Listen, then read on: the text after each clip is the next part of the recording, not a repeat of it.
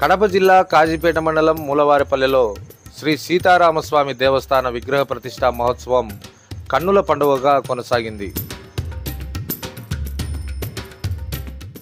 3 రోజుల పాటు కొనసాగిన ఈ కార్యక్రమాలు గ్రామంలో పండుగ వాతావరణాన్ని నెలకొల్పాయి. 9వ తేదీ శుక్రవారం, 10వ తేదీ శనివారం వేద పండితుల మంత్రోచ్చారణల మధ్య ప్రత్యేక పూజా కార్యక్రమాలు గ్రామ ప్రజలు నిర్వహించారు. 11వ తేదీ ఆదివారం సూర్యోదయ పూర్వం 3:47 శ్రీ సీతారామ లక్ష్మణ ఆంజనేయ స్వామి యంత్ర ప్రతిష్టల పూజలు నిర్వహించి అనంతరం విగ్రహ ప్రతిష్ఠ నిర్వహించారు.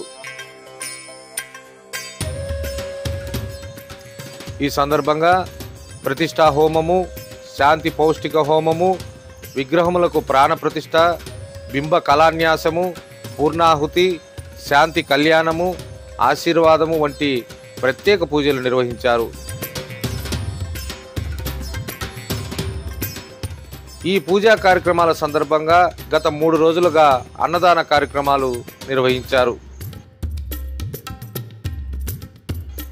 ఆదివారం ఉదయం స్వామివారి గ్రామోత్సవం కన్నుల పండుగగా కొనసాగింది.